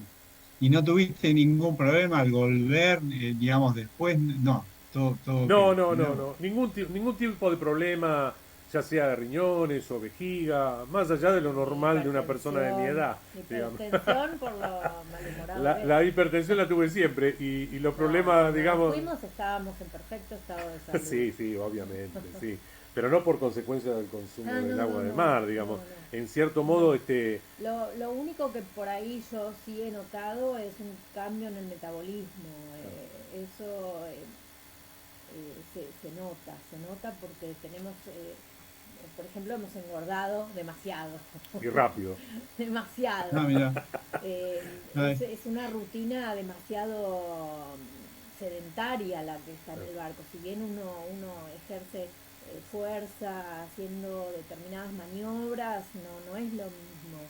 Y inclusive hacer algunos ejercicios de yoga, porque otro tipo de ejercicios no es cómodo hacerlo. Uno no está siempre en plano, se está todo el tiempo moviendo, no hay forma de hacer una rutina de ejercicio que nos mantenga con el metabolismo acelerado. Sí, no podés hacer aeróbico. Sí, claro, tal cual. No hay consumo de calorías, claro, digamos. claro. No podés salir a correr. No, para nada. Y aparte el barco, Necesitamos- si bien es un barco relativamente grande para lo que Cómodo. sería y cómodo para el Río de la Plata, para ese tipo de navegación uno requeriría más espacio, porque terminás, digamos, estando mucho tiempo en la cama o sentado afuera y no tenés mucha más actividad que esa. Como le decía antes, creo que a Juan Pablo decía la semana pasada, el 70% del tiempo tenés una rutina bastante mediocre, digamos, bastante regular, digamos, de vientos que te permiten una navegación bastante cómoda. Una vez que le tomás el tiempo y la configuración del barco, es cuestión de rutina. Al amanecer y al atardecer se produce un aceleramiento del viento que te obliga a tomar mano de rizo. Entonces medio como que vos ya sabés que antes del amanecer tenés que preparar la mano de rizo, al atardecer tenés que preparar la mano de rizo, y después la soltás y el barco navega, ponés rumbo. No vas a un rumbo preciso de GPS, vas a una zona, porque es obvio que es tan grande la distancia que lo importante es llegar a una zona determinada. Entonces vos apuntás a esa zona y no requiere una presencia permanente en el control de la navegación. Entonces ahí se mezcla el hecho de que vos estás viviendo en el mar, lejos de todo, con el hecho de que dentro del barco vivís una rutina de encierro prácticamente como una nave espacial, digamos, lo que hoy estamos viviendo. Que O el tenemos, confinamiento actual. claro, que estamos viviendo y seguro acá en este momento es más cómodo que en el barco, desde ya, ¿no? Y justo de la nave espacial te iba a preguntar, y después los dejo. Tenés una foto que pasó así muy rápido, pero que la habías mandado, la habías compartido, que dice ojo con la válvula. Y a Sí. mí me hacía acordar al Apolo 13. ¿A qué se debe eso? ¿Qué era Ah, claro, pero todavía no había salido la película, no la habíamos visto. ¿no? No la vimos. No, Tampoco no. vimos la de Robert Redford. No, eso vino Él me después. llevó a ver La Tormenta Perfecta para ver si yo me arrepentía de subir al barco, pero no me arrepentí. El ojo a la válvula era un recuerdo permanente al hecho de que en un momento, empopados obviamente y escorados a estribor, el escape del motor quedó debajo de la línea de flotación y se ve que con el vaivén y el movimiento el cuello de Cisne no fue suficiente para impedir que parte de agua entrara al escape, digamos. Entonces en un momento yo quise arrancar el motor y sentí como que escupía o le costaba un poco el giro. Y ahí me di cuenta de que había agua en el escape, más allá de que la trampa impidió que fuera el motor, pero la trampa estaba llena de agua. Entonces, a partir de ese momento, yo tengo una válvula de cierre del escape y la tenía que poner y sacar cada vez que arrancaba el motor, porque si no, de esa manera evitaba otro ingreso de agua en el escape, digamos. Y además, el hecho de que cuando intenté ese arranque, el burro sufrió algún tipo de consecuencia. Y te estoy hablando de más o menos el día 15 del viaje. Consecuencia que cuando llegué a Ciudad del Cabo al día siguiente hubo que reparar porque el burro dejó de funcionar. O sea, hasta te diría una mística alrededor de eso, que terminé comprando otro burro, porque el burro estaba quemado en la bobina, solo por esa situación. Por eso fue una cosa bastante... Inclusive, perdona que te interrumpa, por favor. antes de la salida, entre los preparativos y las cosas que nos faltaba comprar, una de ellas era aceite para el motor. Para el motor. Claro. Y él dice, como el motor es nuevo, no la vamos a necesitar. Claro. Y yo insistía que sí, que la compremos, que no importa, que qué sé yo, menos mal, Claro. porque hubo que hacer un cambio. Sí, tuve que cambiar el total motor, de aceite el aceite del motor, porque yo noté que tenía como un color té con leche, dije, no voy a correr riesgos, entonces saqué todo, lo puse en un bidón, que es más, cuando llegamos a Sudáfrica lo descartamos, que ellos tienen todo bien marcado ahí, lo reciclado y qué sé yo, y le tuve que hacer un cambio de aceite en la mitad del Atlántico, o sea, tenía que tener esa condición, y le cambié el filtro, o sea, considerando que uno intenta llevar y cubrir todas las necesidades posibles, siempre tienen que estar preparado para lo peor, ¿no? Totalmente. El motor era nuevo, no tenía que pasarle nada y sin embargo pasó. Sí, tal Pasó. cual, Sí. tal cual. Sí. Bien. Y bueno, Buenísimo. ese sirvió una vez ese cartel, porque después ya nadie lo leía. Nadie lo leí, le prestaba pero quedó como un atención. gran recuerdo. Sí, a mí me llamó la atención. Bien.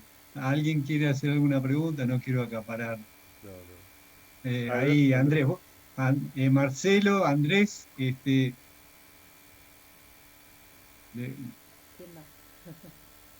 ahí lo desmuteo a Marcelo. Marcelo, podés hablar. Después, Andrés, te podés desmutear solo. Después. Hola, buenas tardes, ¿cómo están? Hola. Primero, darle las gracias por la oportunidad esta de escucharnos, la experiencia, la verdad que es muy gratificante escucharlo. Yo hace muy poco que estoy en la náutica, caí como de un paracaídas porque no soy del palo.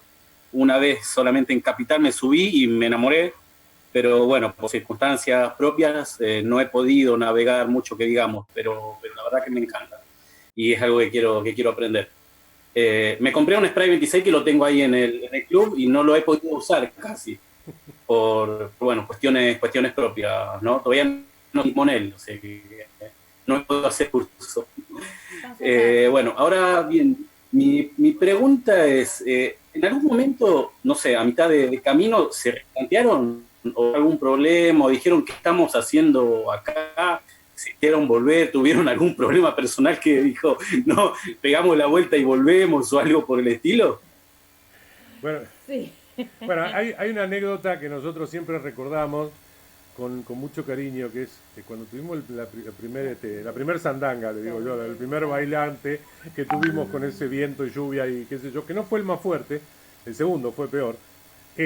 Comentaba yo que salía a hacer todas las maniobras para acomodar el barco, configurar según el manual y qué sé yo, y volví hecho una sopa, todo mojado, entré, cerré la corredera, ¿cómo se llama? La escotilla, y la miro a Ale que estaba apoyada en la cocina, me mira y me dice, ¿hacía falta?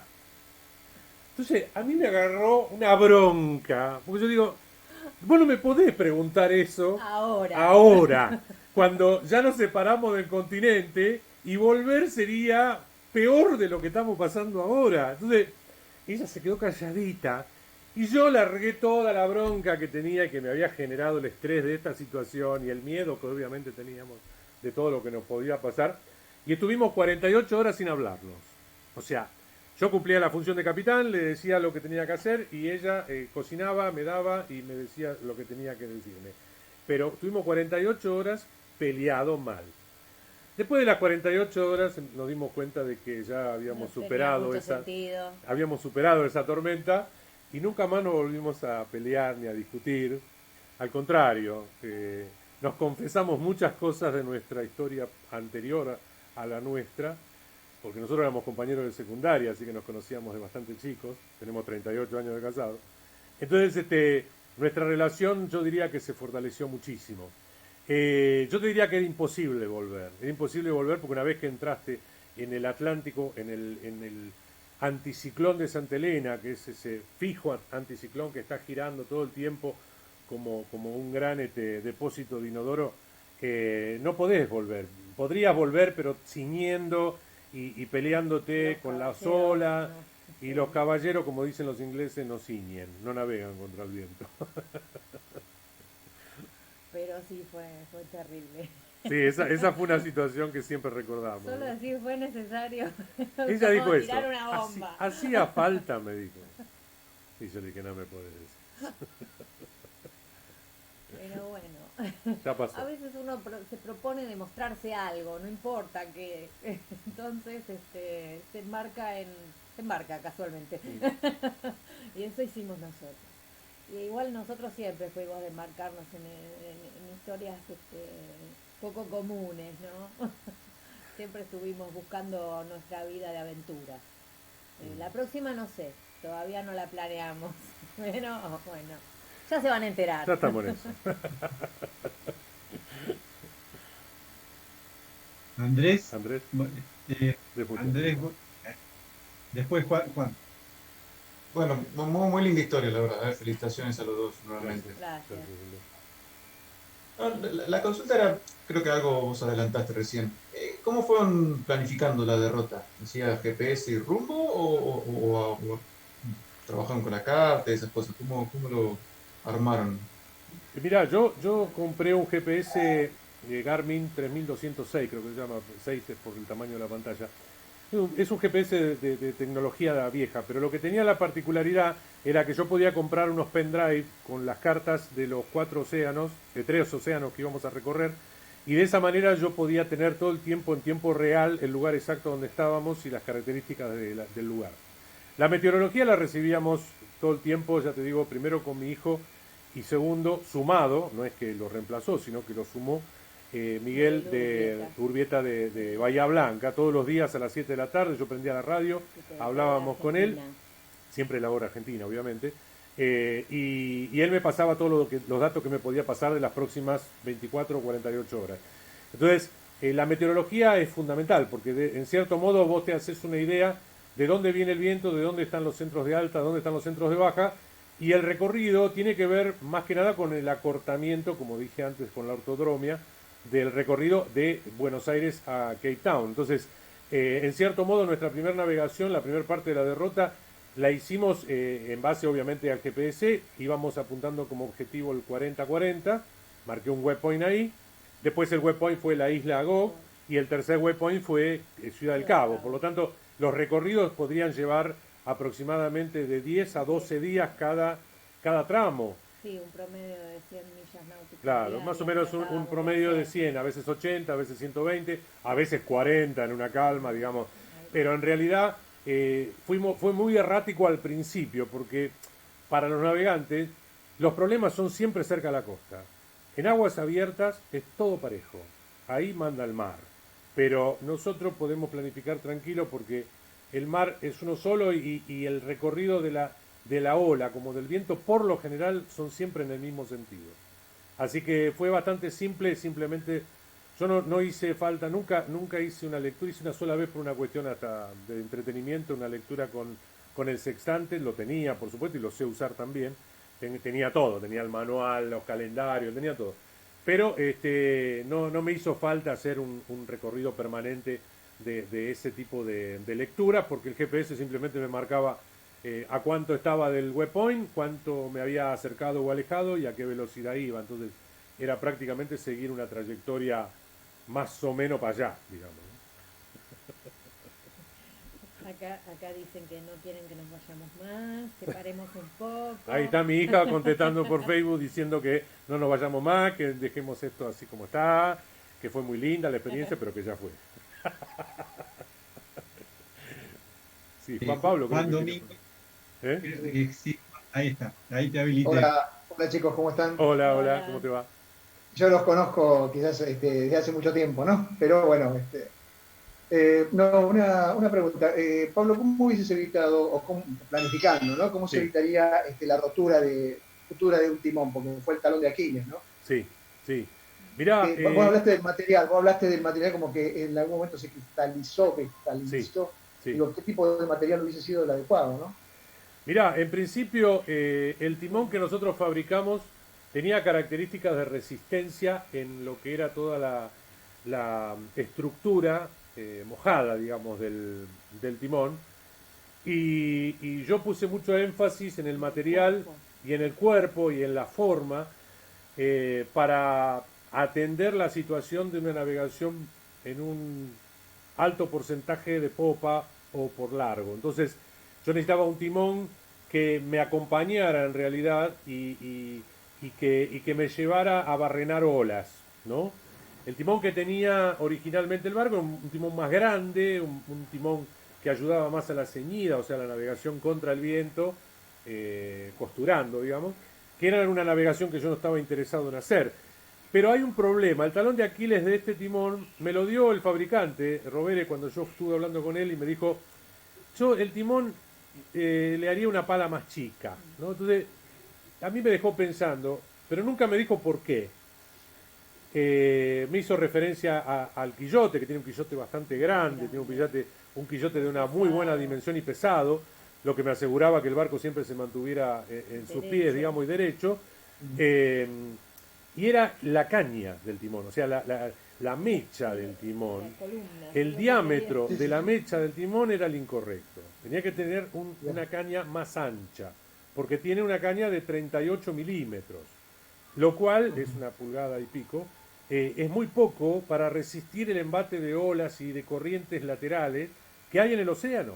En el Río de la Plata no tendría ningún tipo de problema, es un timón perfecto para navegar, como muchos de los timones de muchos barcos acá en Buenos Aires, pero el Río de la Plata tiene otro peso. Una ola en el mar puede tener, no sé, 30 veces el peso de una ola en el Río de la Plata, porque el agua, si bien se desplaza igual, tanto en el río como en el mar, no tiene el empuje que tiene en el océano. Entonces cuando te pega de golpe una ola lateral, te está pegando una fuerza muy superior a la que, a mi criterio, el timón bancaba. Obviamente la ruptura de la mecha del timón se dio en el lugar donde estaba soldado toda la vuelta de la mecha, a donde partía la zona de la pala. ¿Por qué razón? porque al calentarse el acero inoxidable, que es una combinación de varios materiales metálicos, el comportamiento del acero inoxidable al calentarse es templarse. Y cuando se templa, se vuelve duro, pero también quebradizo. O sea, no se dobla, se quiebra. Entonces, el timón, evidentemente, ante la fuerza lateral de las olas permanentemente, se fue haciendo como una especie de... se fue, digamos, como un alambre, cuando uno agarra un alambre y empieza a hacer este movimiento hasta que se corta.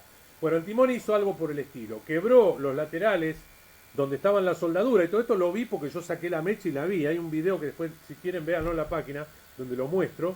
Y en el medio se mantuvo, como no estaba templado, y se doblaba. Entonces iba, venía, hasta que se cortó, digamos. Se hizo flexible hasta que llegó un punto donde se cortó. Pero es una combinación de varias cosas. Y lo que sí, a pesar de todo esto, creo yo que hizo efecto, fue el piloto de viento. El timón de viento no le da esa laxitud que le da el timonel cuando afloja la caña, cuando el barco barrena y siente que es mucha la fuerza que hace el timón. El timón de viento no lo hace y eso fuerza mucho la pala. Entonces, el error mío por ahí fue navegar, fue timonear poco. Tendría que haber timoneado mucho más, sobre todo en los momentos clave donde el timón sufría más fuerza lateral. No sé si fue claro. Bien, tenemos una pregunta en el chat de Mario Mineto. Te habilito, Mario. Ahí está. Está bajito. Te escucho muy bajito, Mario. Ahí me escuchan. Ahí está, mejor. ahora sí. Perfecto. Bueno, claramente un disfrute escucharlos, aprender también. Y quería preguntarle dos cosas. Estaban hablando de timón y ¿quién es el timón? A ver, se cortó, se ha entrecortado. No Se sé cortó si lo un poco, escuchamos. Mario. Si el timón tiene skeg, por un lado, y que de hacer nuevamente el viaje, ¿qué otros barcos de las horas parecidas podrían ser? Mirá, skeg no tiene, no. Este barco no tiene skeg. Justamente es una de las dudas que a mí me dio antes de salir. Pero la verdad que la dimensión del quillote me hacía pensar que no tenía una gran necesidad el hecho de skate, pero el skate te aseguraría una sujeción de la parte baja de la pala, que en este caso no la tenía. O sea, el Seagull 2, el barco anterior nuestro, que es un Spray 26, sí tiene skate, y el problema del skate, en el Seagull yo había notado, de que cuando el barco sufría mucho en la ceñida o con vientos laterales, el skate sufre también parte de la estructura del fondo del barco. Pero bueno, eso son discusiones y formas de ver. Todos los barcos oceánicos tienen timones livianos, chicos, de palas chicas, porque la mayoría son simplemente direccionales a velocidades mucho más altas. Nosotros cuando elegimos este barco teníamos la oportunidad de comprar un barco de metal y la verdad nos preocupaba el comportamiento del barco con vientos flojos, que es un problema porque vos en el océano tenés que hacer grandes distancias y como dije antes, el 70% del tiempo el viento no es fuerte. Entonces, si vos tenés un barco de metal, se hace muy aletargado el viaje completo. Vito Dumas, a pesar de hacerlo en la década del 40, tenía un timón adaptado al quillote, casi donde el quillote cumplía la función del skate, así que era imposible que rompiera el timón en esa característica de esa forma. Nosotros, te diría que si yo tuviera que hacer... Sí, pero dio vuelta de campana, sí, totalmente. Nosotros tendríamos, si tuviéramos que hacer, que no lo vamos a hacer por una cuestión de edad, ya no es por una cuestión de falta, por la edad, digamos, sí podemos apoyar a los que lo quieran hacer y lo háganlo temprano, nos apuramos, nosotros lo hicimos a los 50. Pero el tema es que hacer un viaje de esas características requeriría o un barco más resistente y más lento, o un barco más rápido y más liviano. ¿Por qué digo esto? Porque hay que afrontar situaciones extremas con un barco que no se clave en las olas, sino que las pase por arriba, y prácticamente estamos pidiendo que uno corra riesgos en ese aspecto. De hecho, todos los barcos de navegación oceánica de competencia son barcos que vuelan, no tienen superficie No, húmeda grande, surfean y los todo el timones, tiempo. por lo general llevan 2 timones, y los timones tienen una postura bastante superficial. Ahora, un barco extremadamente pesado y muy resistente se vuelve muy tedioso para hacer un viaje de esas características. Entonces, si vos me decís, ¿qué recomendaría yo? Yo recomendaría un barco con el timón, con un skate, de las características del barco nuestro, porque es un barco que aguanta la embestida de la ola en la proa, y con un buen arraigo del mástil. Es fundamental que tenga un buen arraigo del mástil, como hicimos nosotros, que lo reforzamos con burdas, hicimos burdas largas, 2 stay. Entonces, de una u otra manera, lo que evitábamos era que el mástil en algún momento dijera, bueno, muchachos, hasta acá llegué, y no, el mástil no se podía romper. El timón tampoco se tenía que romper, pero por la duda teníamos otro, digamos, porque yo realmente salí pensando que si superábamos la primera etapa con ese timón, nosotros seguíamos el viaje. Si no, no lo seguíamos, y no lo seguimos. Bien. ¿Alguna otra pregunta? Leandro. A ver. Ahí está Leandro. ¿Qué tal? Buenas tardes. Hola, ¿qué tal, Leandro? ¿Cómo te va? ¿Hecho algún viaje después de ese? ¿Largo? ¿Brasil? Te diría ¿Eso fue el más. fin? Fue una decepción grande para nosotros no poder haber logrado el objetivo.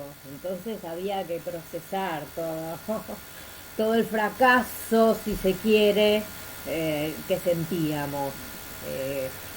A pesar de que no era poco haber cruzado el Atlántico 2 veces, era duro admitir que no habíamos llegado, que no lo habíamos logrado. De todos modos, cuando estábamos llegando, se me empezó a dar vuelta en la cabeza la posibilidad de dar la vuelta a Sudamérica, un viaje que había hecho Enrique Celesia en el Bries 27, haría unos 15 o 20 años atrás.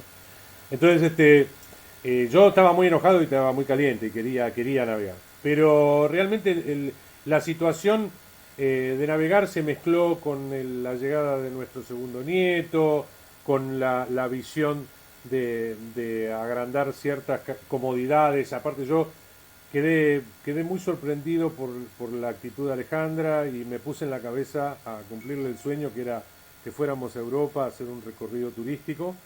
Ella quería conocer Holanda, quería conocer la Torre París. Eiffel, y yo me sentí en esa obligación. Y después fueron cuestiones Y económicas. cuando nos fuimos, nuestra nieta lloró a mares porque creía que nos íbamos a un viaje similar al que habíamos hecho en el barco. Igual, de todos modos, nunca pusimos en venta el barco, y nunca pensamos en venderlo. Obviamente el barco en este momento hay que repararlo, hay que hacerle el fondo. Tengo el timón para cambiarle del segundo timón que se rompió. Está con Que el eso es otra timón de historia fortuna que fabricaron en Brasil. Pero eso, igual, de todos modos, yo voy a seguir navegando, obviamente. Me gusta, me encanta, es una pasión para mí. Pero no, la verdad, no tengo que cumplir con ningún sueño cercenado por esta situación. Yo estoy muy conforme y muy tranquilo con lo que hemos vivido, y realmente no hace falta tampoco que haga un enfrentamiento de esas cosas. Me parece que a nosotros nos hizo llegar a Cape Town y regresar algo que no fue un suplemento, sino que fue la fe de querer cumplir con nuestros sueños. Y no hace falta navegar para hacerlo. Hoy el barco es un hermano, es un integrante de la familia. Por ahí en algún momento sea una cosa material que nos permita hacer otra cosa. No tengo programado hacer nada estrafalario. Y hoy, si navegaría, me daría lo mismo ir a Colonia que ir a Punta del Este o Mar del Plata o Puerto Madryn. Me gustaría, sí, el otro día viendo la charla de José, ir a Ushuaia o hacer alguna navegación a la isla de los Estados. Es como una cuenta pendiente el Cabo de Hornos, eso sí, te lo reconozco. Pero no sé, hoy no estoy pensando en eso. ¿A qué edad fue? ¿Qué edad tenías cuando...? Fue el año que yo cumplí 50 años, y Ale cumplió 51. Ah. Sí. Bien. Que fue un poco el sueño del año 2001, cuando la crisis, 2002, es cuando dije, no me voy a quedar esperando a que me toque algo interesante. Me voy a hacer algo. Y dije, antes de los 45 me compro un velero. Y a los 50 tengo que estar haciendo el viaje de mi vida. Y por suerte lo pudimos cumplir. Sí. Bueno, gracias. No, por favor, un placer. ¿No? ¿Alguna otra pregunta? Mejor así, porque hay una reunión Señal de navegantes después de esta Significó charla. que entendieron bien, que fuimos Entonces, ahí está Jorge. Jorge, vamos a dar la última pregunta. Cómo no, por favor. Jorge, adelante. ¿Qué tal, Pablo? Hola, ¿cómo te va, Jorquito? Muy bien, querido. Compañero muy de trabajo, interesante. una gran persona. Mi mayor preocupación es cómo es que te afeitabas todos los días. No hay una foto o un video que no estés muy prolijo. ¿Cómo se logra eso? No, me estás cargando, me estás cargando, me estás cargando. Es interesante también, tantos días como Nada. para seguir un tema de prolijidad. ¿No? A eso quería, sí, porque uno estaba registrando todo. En realidad yo me afeité una sola vez, 2 veces en el viaje, una a mitad del recorrido y otra antes de llegar a Cape Town. Ahí mostrábamos a Alejandra depilándose el bigote. Nuestra higiene estaba bastante limitada por los recursos, así que nosotros nos bañábamos, nos lavábamos, nos higienizábamos con agua de mar. El agua de mar con nos... con unos paños que vienen enjabonados, que son los que se usan en los hospitales, cuando uno está internado. ¿Cómo era que se llamaban? No me acuerdo, esas toallitas. Baño fácil, ahí está. Y además, para evitar el resecamiento de la piel, nos untábamos todo el cuerpo con crema de ordeñe. El tema era el sol. Para que primero el sol no nos afectara y en segundo término el agua de mar tampoco nos arruinara la piel. ¿Cómo es la cosa? Que tuvimos 5 meses todo el recorrido, yo no me pelé nunca. O sea, yo volví, nos curtimos con una piel curtida, dura, que después me pelé cuando llegué acá y ya dejé de embadurnarme.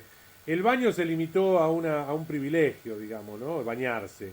Pero no, yo en realidad me afeité porque tenía una afeitadora eléctrica que solamente la pude usar una sola vez por una cuestión de que era carga y después no la pude cargar más porque no tenía 220. Entonces yo sabía que solo la podía usar una vez. Entonces era recorte a tijera y que el viento se lleve el pelo.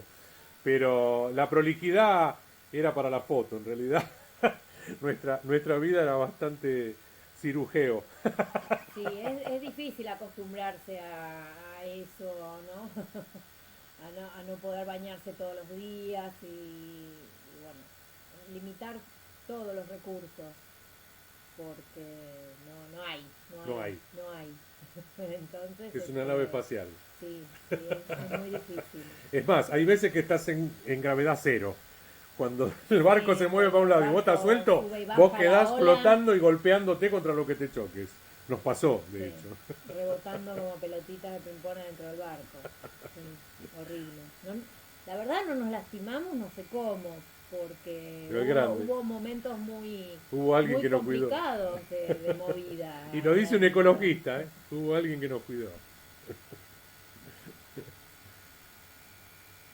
Bueno, buenísimo. Les agradecemos nuevamente, la verdad que fue fantástico el encuentro y bueno, quedamos preparados para el regreso. Para la vuelta. Agradecemos a todos los que han venido, que nos han acompañado y nuevamente Alejandra, Pablo, muchísimas gracias por compartir el relato y la experiencia. Quiero comentarles a todos los que están que si en algún momento alguien les dice que lo quieren ver, va a estar en YouTube, creo que lo vas a subir vos, Pablito, o a la página de Facebook.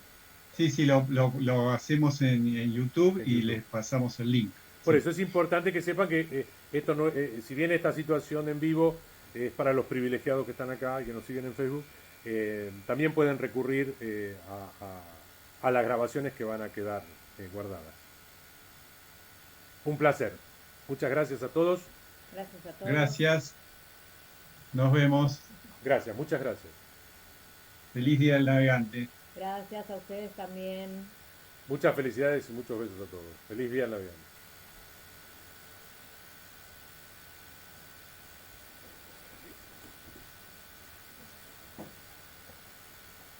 quiero lo mismo con la tuleta, dice. Virginia.